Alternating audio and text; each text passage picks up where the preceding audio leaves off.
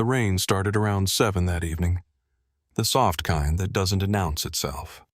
It just appears on the windshield in a fine mist that you notice only when you realize you can't quite see the road ahead without the wipers going.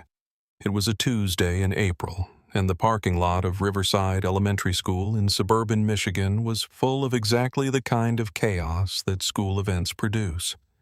Minivans pulled up at odd angles. A father standing in the rain, waving his phone's flashlight, trying to guide his wife out of a tight spot. Kids running between cars in good clothes while their parents called after them to slow down. Watch the puddles, don't get your shoes wet. The spring choir concert had just ended, and 200 families were attempting to leave the same small lot at the same time through the same 2 exits, which was, as it always was, a minor civic disaster that everyone survived with mild frustration and dry humor. Tasha Williams navigated it the way she navigated most things, patiently, eyes moving steadily between mirrors and windows, hands comfortable on the wheel, voice calm in the front seat as she talked her children through the wait. "Are we stuck?" Malik asked from the back seat, from Mai. He was 6 years old and had the specific time consciousness of a 6-year-old, which meant that 2 minutes of not moving felt like a geologic event. "We're not stuck," Tasha said. "We're waiting. There's a difference." "What's the difference? Stuck means you can't go. Waiting means you're choosing not to." Malik considered this. "We're choosing. We're choosing to let everyone else go first because we're polite." Beside him, his sister Zoe looked up from the program she had been folding and unfolding in her lap. She was 9 and had a habit of folding things into smaller and smaller squares when she was thinking. She still had her choir ribbon pinned to her dress yellow satin that caught the dome light when she moved. She had sung a solo tonight, 12 bars of a song about rivers and seasons. She had been perfectly in tune. And Tasha had cried quietly into a tissue in the 4th row and hoped no one noticed. Mom cried. Zoe said not to anyone in particular. "I didn't cry," Tasha said. "You wiped your face 3 times. It was dusty. It's a school auditorium. Schools have dust." Zoe looked at her brother. She cried. Malik giggled and the sound of it filled the minivan.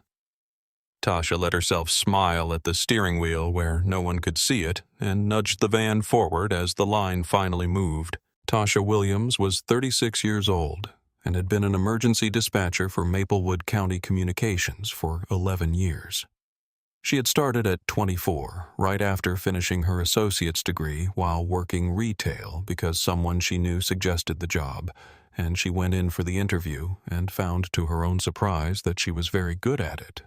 Not just competent. Genuinely skilled in the specific way that a person is skilled when a job asks for exactly the qualities they already have.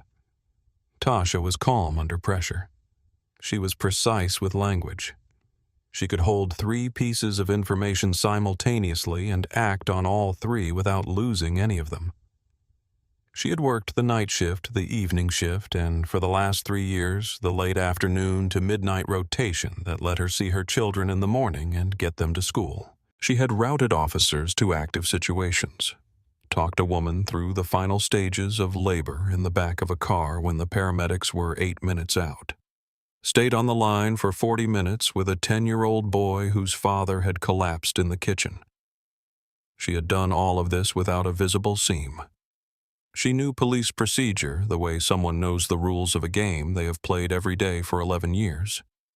Not as a set of memorized facts, but as an intuition, a feel for what should happen next and what it means when it doesn't. She had installed the dashcam 8 months ago. After an incident on Route 12 late on a Sunday night when an officer in a department cruiser pulled into the lane behind her and stayed there for 3 miles. No lights, no siren. Just a presence she could see in her mirrors close enough that his headlights filled her rear view before eventually turning off at an intersection. She had never been able to say exactly what the encounter was or wasn't. There was nothing to report, nothing official, nothing that would have been taken seriously. She was a black woman driving alone at night, and a police cruiser had followed her for 3 miles and then stopped following her. That was the complete description of the event. She hated the paranoia of it. She hated feeling like she needed to record her own life to make it credible.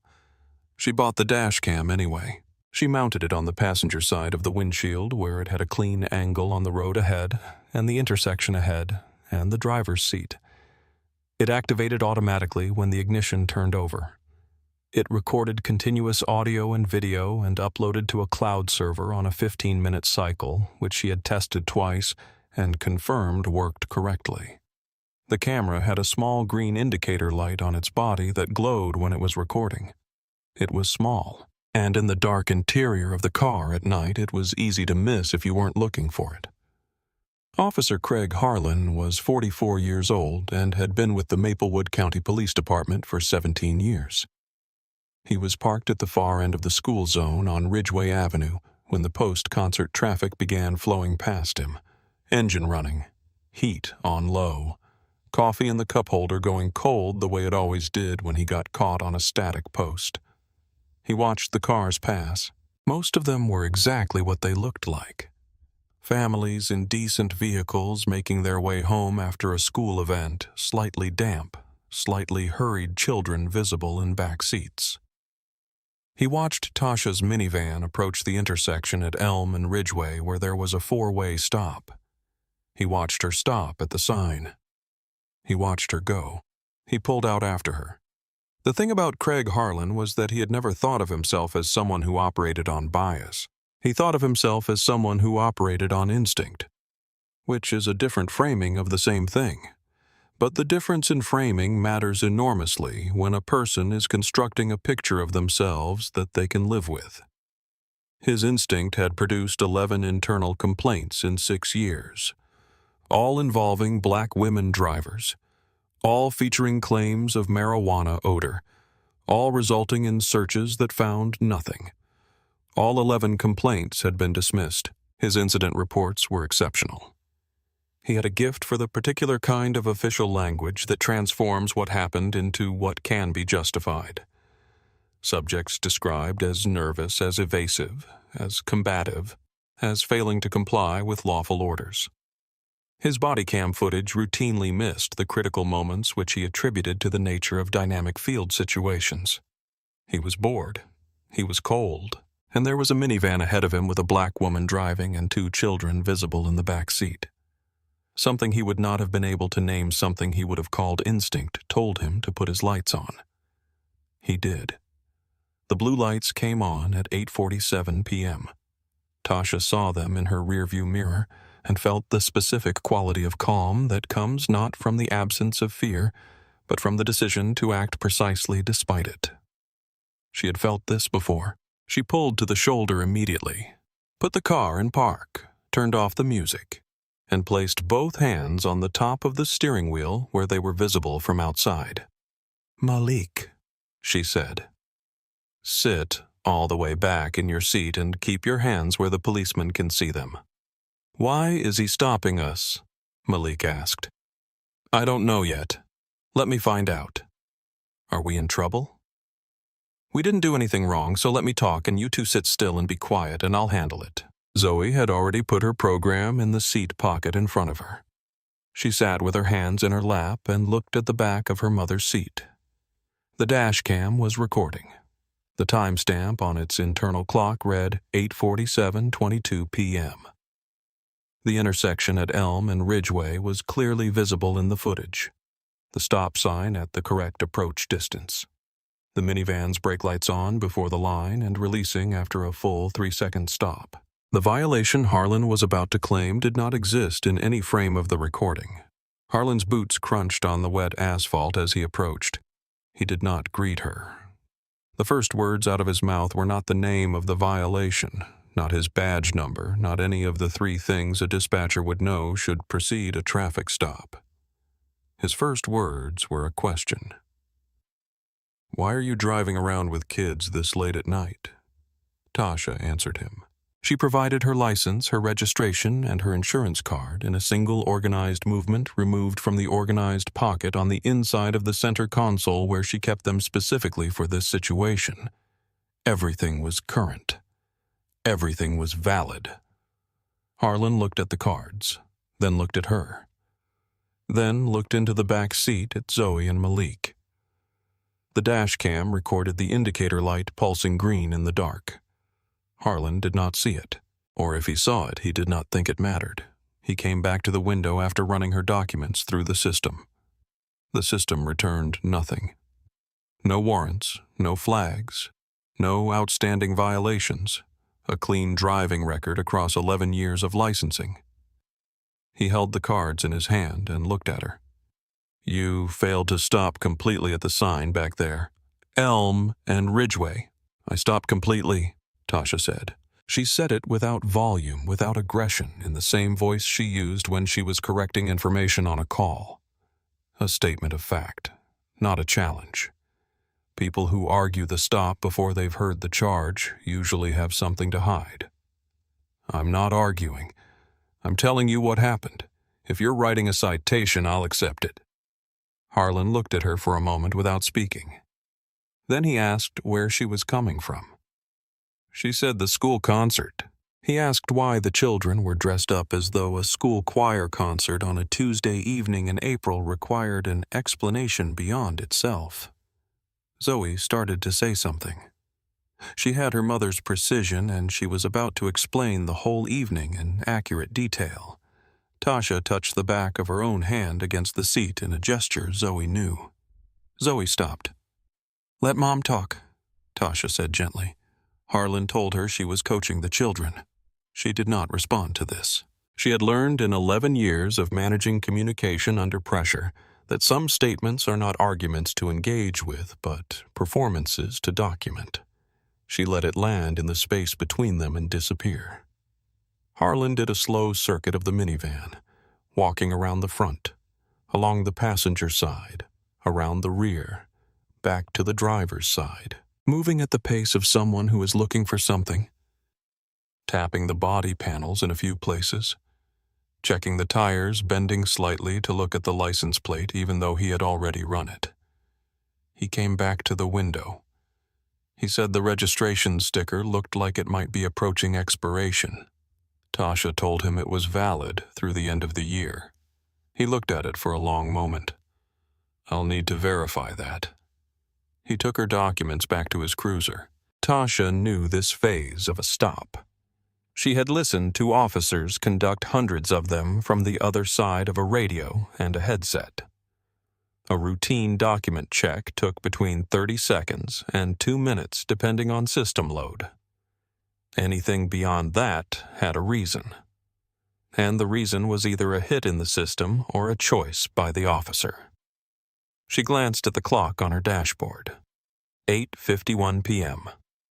4 minutes since the stop. She turned slightly in her seat and looked at her children. Malik had his hands in his lap and was looking out the side window at nothing in particular, the way children look when they are pretending to be calm. Zoe had found the program again and was folding it. Smaller and smaller. "Is it going to be much longer?" Malik asked.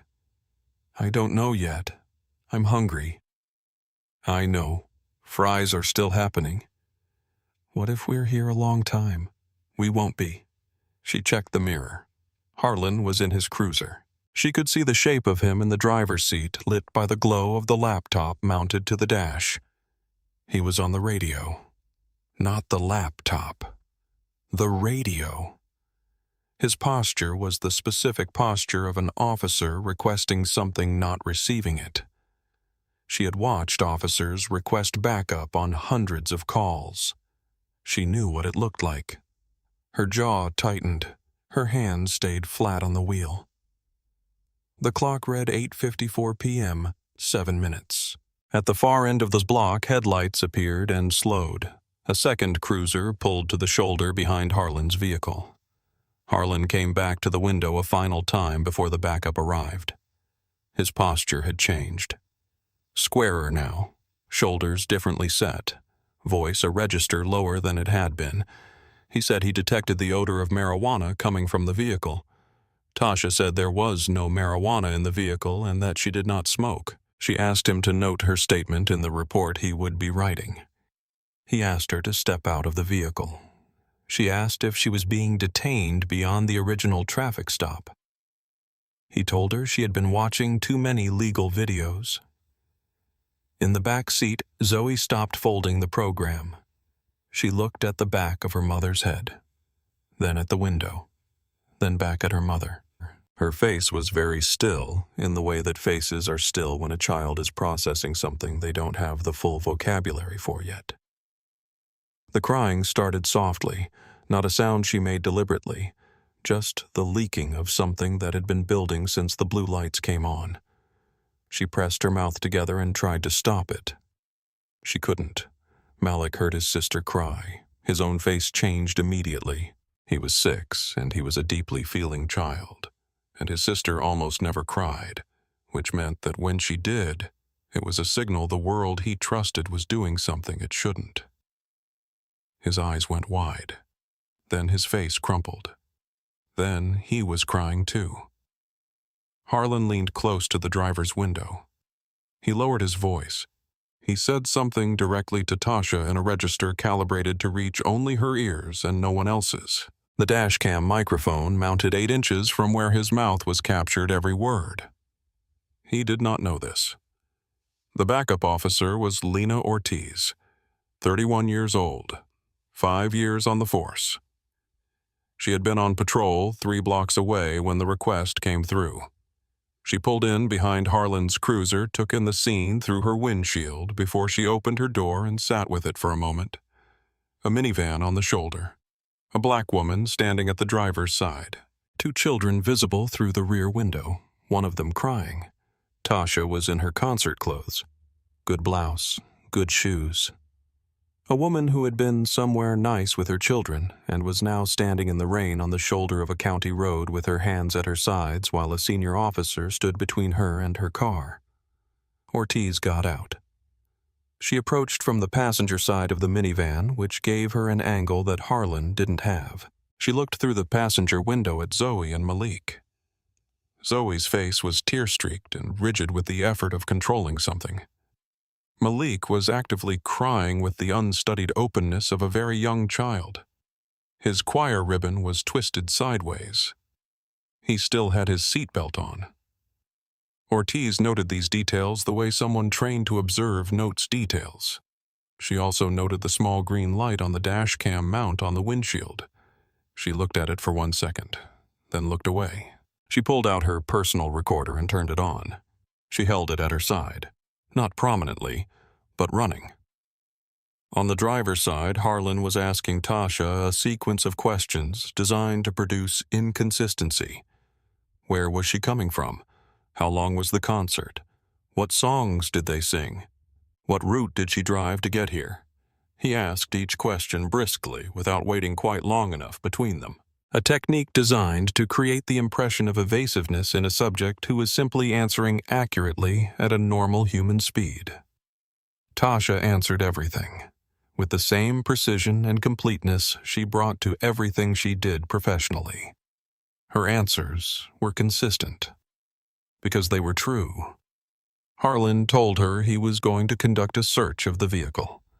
Tasha said clearly that she did not consent to a search. He said her refusal was itself suspicious. She said that declining an illegal search was not a legal basis for suspicion and asked again whether she was being detained. Harlan looked at her with the specific expression of a person whose authority has been engaged on its own terms and who doesn't like it. He turned to Ortiz. She's non-compliant. Children may be at risk.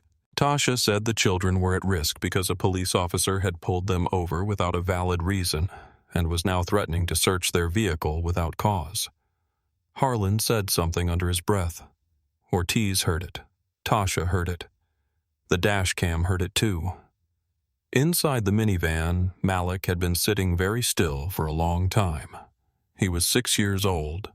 He had been told to stay in his seat. He had been trying to comply, which was the thing his mother had asked him to do. He understood that doing what his mother asked was important right now. But his mother was standing outside the car in the rain and she wasn't getting back in. And his sister was crying. And there were 2 police officers and raised voices and the kind of tension in the air that even a 6-year-old can feel in his chest before he has the words for it. He reached for his seatbelt buckle. Zoe saw his hand move. "Malik, don't." He pressed the button. The belt retracted. He reached for the door handle and pushed. The door opened a few inches before Zoe's arm came across his chest.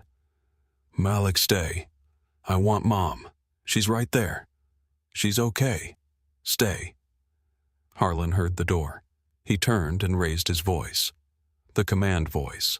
The one trained for compliance at volume designed for adults who were resisting. Not for 6-year-old boys who wanted their mother. "Get back in your seat." Malik heard the voice and froze. Then he started crying harder. Tasha heard her son's voice crack and took 1 step toward the minivan. 1 step. The automatic movement of a parent whose child makes a frightened sound. The instinct that exists below thought. Harlan's hand closed on her arm. It was not a tap or a guide. It was a grip, a pull, his weight behind it. Tasha's feet left the wet asphalt for a half second as her shoulder torqued and her balance shifted and she came around to face him because the physics of the pull required it. Her shoes scraped the gravel on the shoulder. From inside the minivan through the rear window, Zoe saw her mother's feet leave the ground. She screamed. It was not a controlled sound. It was the scream of a child whose internal model of the world has been abruptly invalidated. A child who had been told adults with badges kept you safe. Who was watching an adult with a badge pull her mother off her feet on the side of a road in the rain. Malik screamed too. He didn't know exactly what had happened, but his sister's scream told him it was the worst thing. Ortiz moved.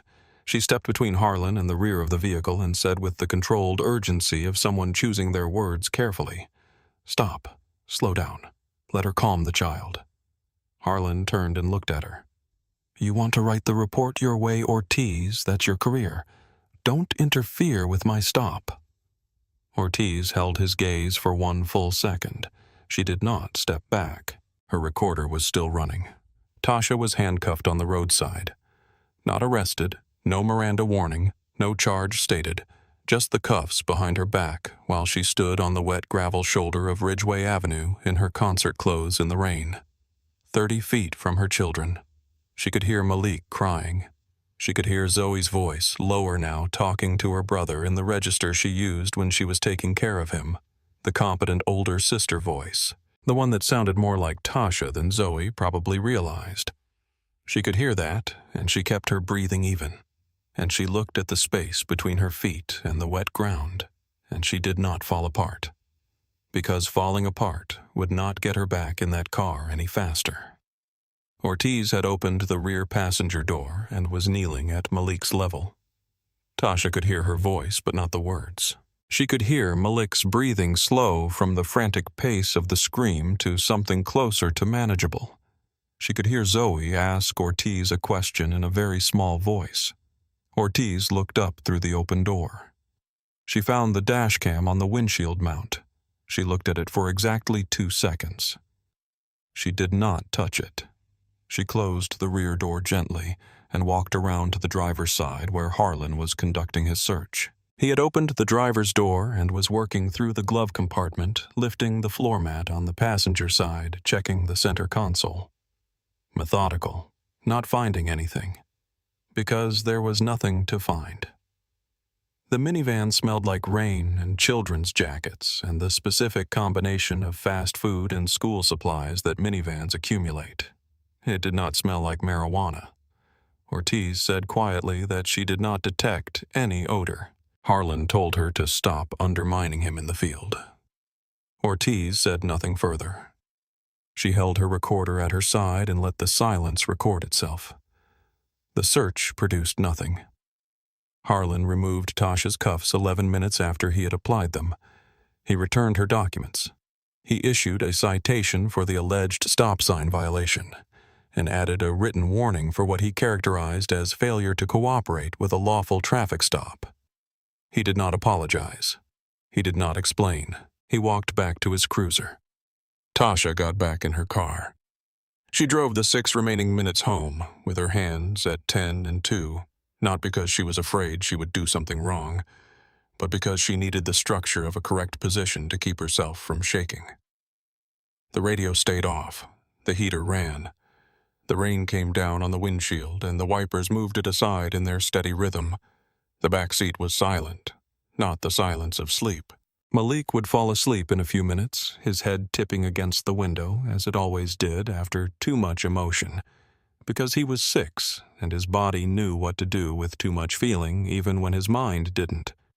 But for those 6 minutes, both children were awake and silent in the specific way of people who have experienced something they are still trying to fit inside a structure that can hold it. Zoe's program was in her hands. She was not folding it. She was just holding it. Tasha glanced at the rearview mirror at a red light and looked at her daughter's face, then looked back at the road. She put them to bed, still in their concert clothes, because taking the clothes off would mean waking them fully. And waking them fully would mean returning to the roadside. And she couldn't do that to them tonight. She tucked the blankets up to Malik's chin and smoothed the hair back from Zoe's face, and stood in the doorway of their room for a long moment before she pulled the door to its usual 2-inch crack.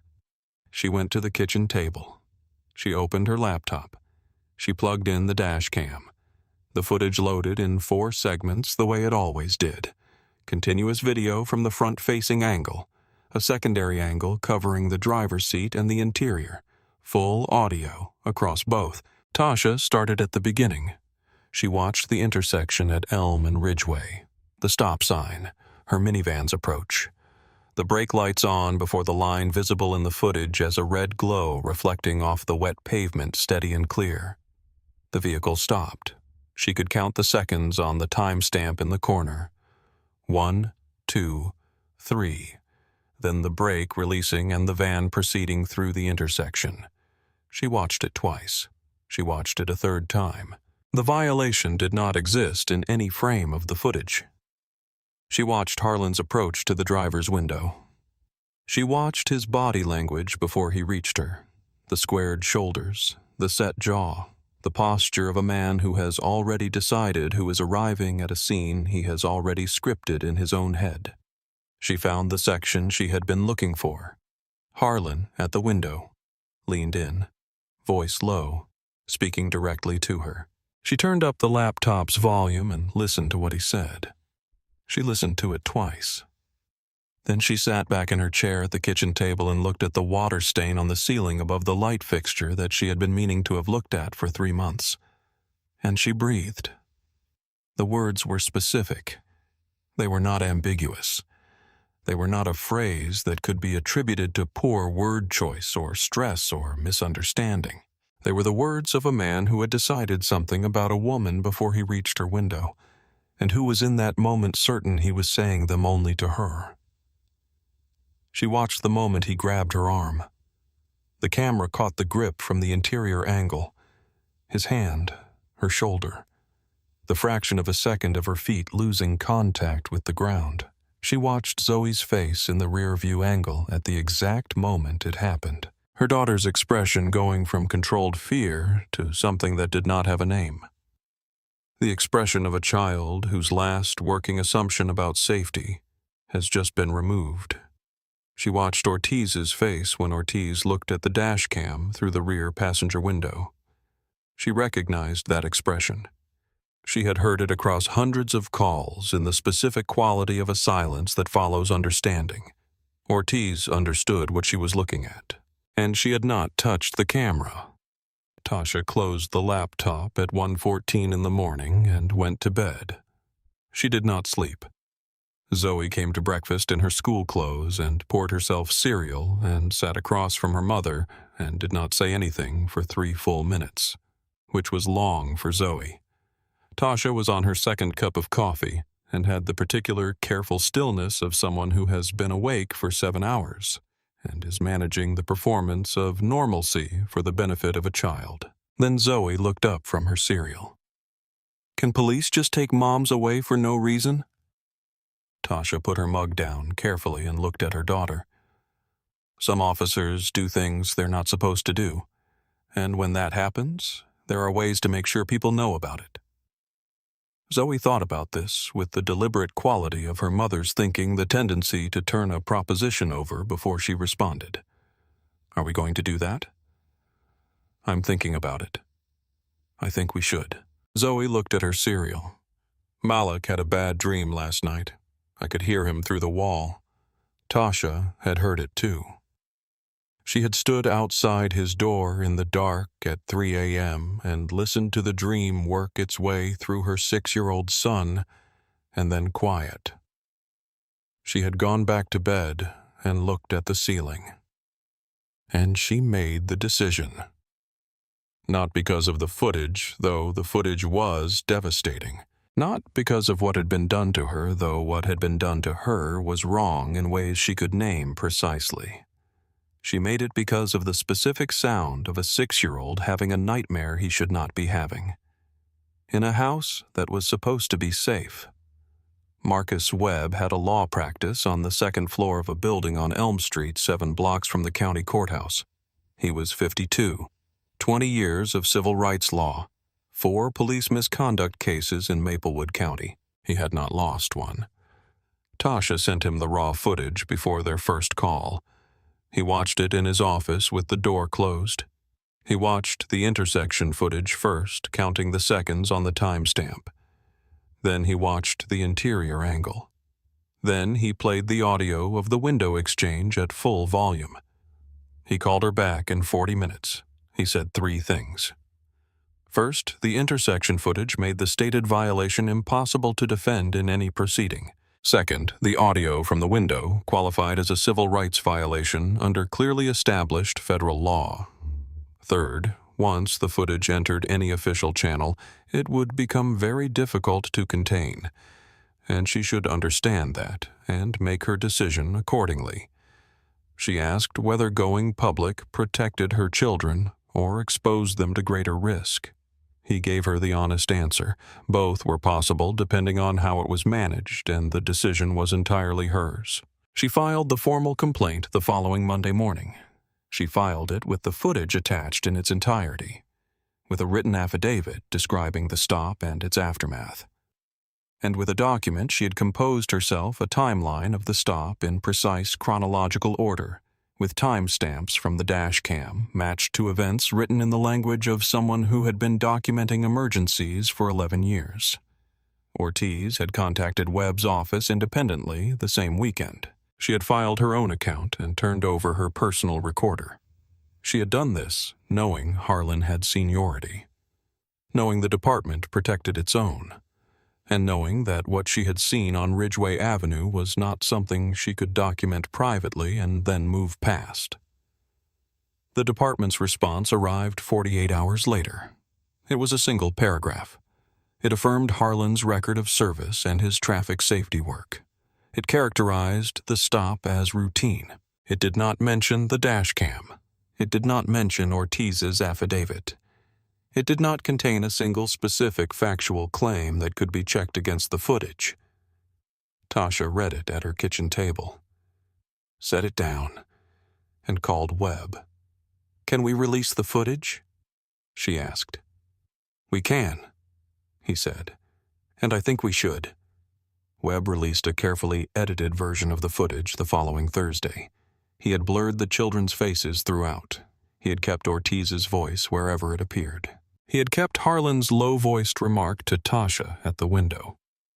He had led the edited version with the intersection footage because he understood that the audience needed the legal foundation before the emotional content.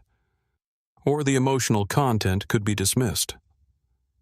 The edited footage ran 11 minutes and 40 seconds. It was watched 300,000 times in the first 6 hours. By midnight, it had been shared by 3 major news outlets, led 2 local television broadcasts, and appeared in the feeds of every major civil rights organization in the state. By the following morning, it had crossed state lines. Webb had pulled a 17-second clip from the window exchange, Harlan's low-voiced remark in full with no surrounding context, because it required none. It was 12 seconds of audio attached to a still frame of Harlan's face at the window. And it was specific, and it was clear, and it required no interpretation.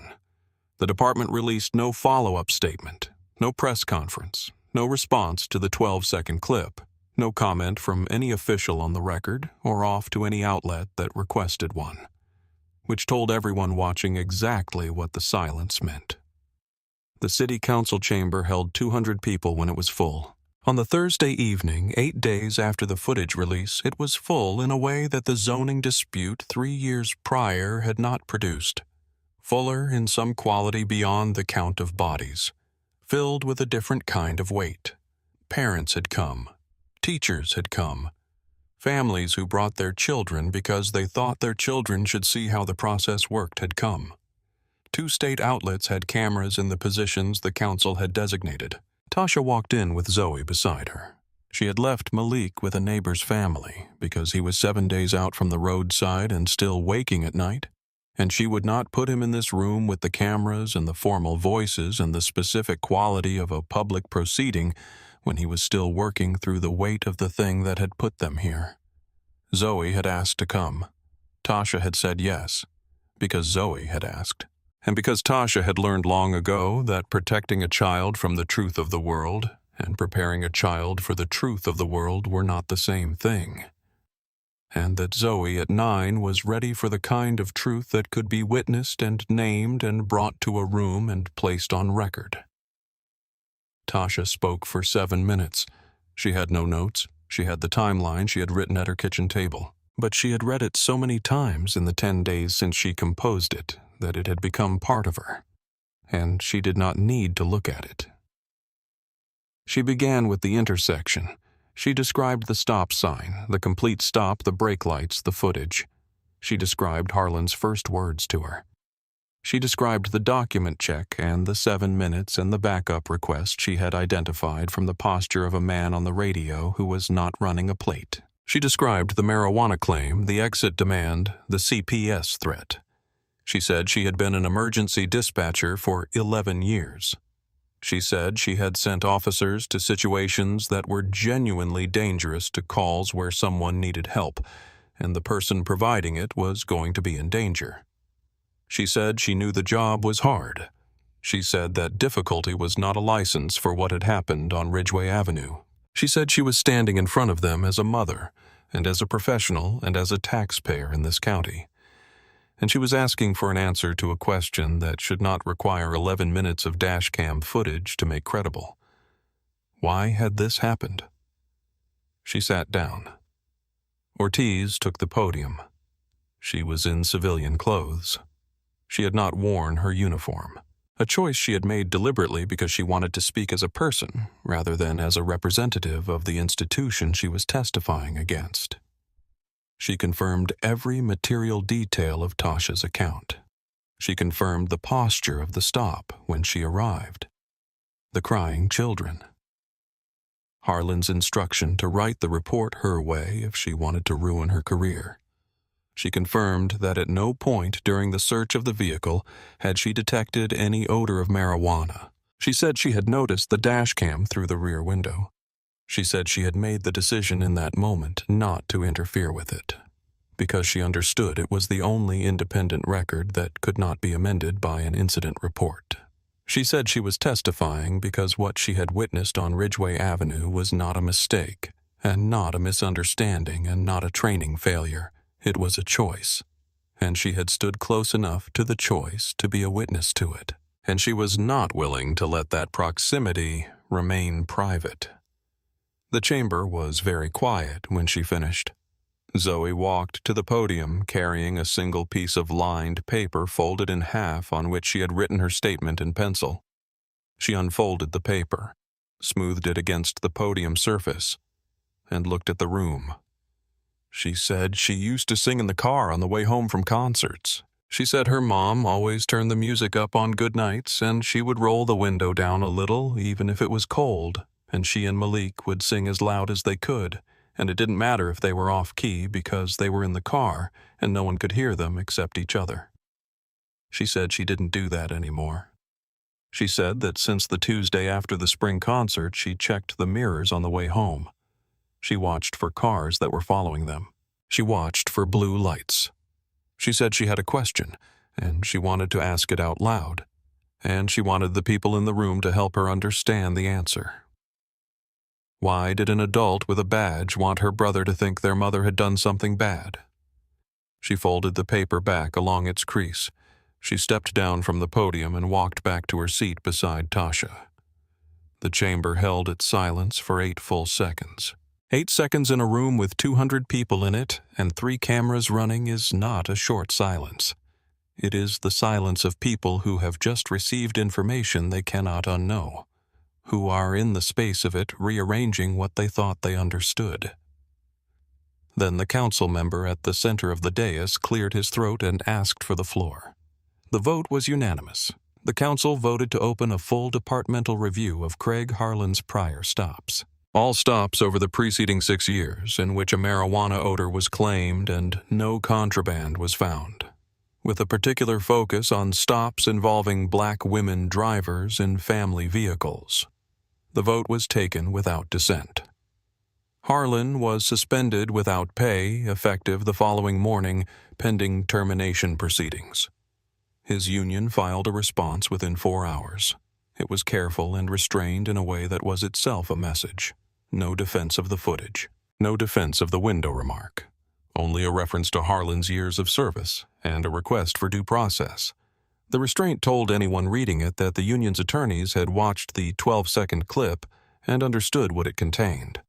The citation issued to Tasha the night of the stop was dismissed by the county prosecutor's office within the week.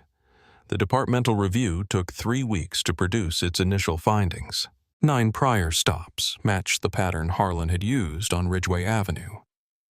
9 stops involving black women drivers, all with marijuana odor claims, all with searches that produced nothing, all with incident reports that described the subjects as nervous or combative or evasive. 7 of the 9 drivers filed formal complaints within 3 weeks of the review's announcement. 3 retained legal counsel. None of them had been believed before. They were being believed now. Harlan's termination was finalized 31 days after the council hearing. His attorney issued a statement that mentioned his years of service and contained no denial of the footage and no defense of the window remark. Because there was no defense of either that could be made in a document that was going to be read by people who had seen the 12-second clip. The consequences of what Craig Harlan had done on the shoulder of Ridgeway Avenue on a Tuesday evening in April accumulated with the particular gravity of things that have been documented by multiple independent sources and cannot be revised. His badge was pulled as part of the termination. His pension protections were voided under the department's disciplinary code. The calculation of what remained after 17 years of contributions was a number significantly smaller than what he had planned for. His wife watched the 12-second clip on her phone the evening it was released. She sat in the kitchen of their house for a long time without speaking to him. She did not leave that evening. She left the conversation they had been having for 17 years. The legal separation was filed 4 months after the termination. Harlan applied for positions at 2 neighboring police departments in the months following his termination. Both declined his application.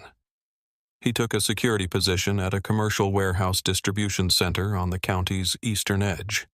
He worked overnight. He wore no badge. He carried no firearm. He took direction from a shift manager who was 29 years old and who had no idea who he was, and no reason to find out. Tasha protected her children's access to their own lives with the same care she had applied to everything since the night on Ridgeway Avenue. She declined 6 media requests in the 2 weeks following the council hearing and accepted 1.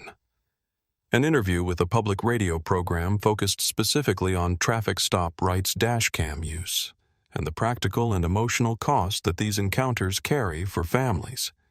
She spoke for 40 minutes. She answered every question directly, and she refused to be reduced to either a victim or an inspiration. She was a mother who had been wronged by a person in a position of authority, and she had done what the available tools allowed her to do. And she thought other families should know what those tools were and how to use them. The interview was downloaded 400,000 times in its first month and was incorporated into a national dispatcher training curriculum covering probable cause standards and the recognition of stops that deviate from legitimate procedure. The department adopted 3 new policies in the 6 months following the hearing. Written documentation required for any stop extension beyond the original cited violation. Written justification required before any odor-based search could proceed, and an automatic administrative review triggered whenever an independent recording materially contradicted an officer's written report. Officer Lena Ortiz transferred into training the following year. She used the Ridgeway Avenue stop as the primary case study in a unit on how quickly the exercise of authority can damage children when officers treat control as the objective rather than the law. She sent Tasha a handwritten note. It said she was sorry it had taken footage for the truth to be believed. Tasha wrote back.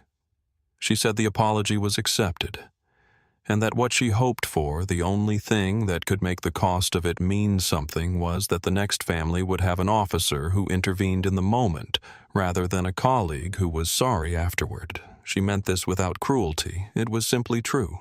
On a Tuesday evening in early October, after Zoe's fall choir concert at Riverside Elementary, Tasha drove home on the same route. She turned onto Ridgeway Avenue. The minivan moved through the light rain that had started just before the concert ended. The soft kind. The kind you only notice when the wipers come on. The intersection at Elm and Ridgeway came into view. She slowed the way she always slowed, brake lights on before the line. She stopped. A complete stop. 3 full seconds. As she had done that April night. As she had done at every stop sign she had come to in the 6 months between. Then she proceeded. The dashcam recorded the intersection, the brake lights, the rain on the windshield, the empty road ahead. In the back seat, Malik started singing something from the concert's second set, softly at first, the way he always started things, feeling his way into the sound. Then Zoe joined him a third above, then louder. Then Malik was loud too, the way they used to be on the way home from good nights, and the car filled with the sound of them. Tasha checked the rear view mirror and saw their faces. Malik's eyes closed and his head moving. Zoe's hands gesturing the rhythm. Both of them entirely themselves, entirely present. Not watching the mirrors, not looking for blue lights. She faced forward. She drove. The dashcam recorded only rain and headlights and the voices of her children carrying all the way home.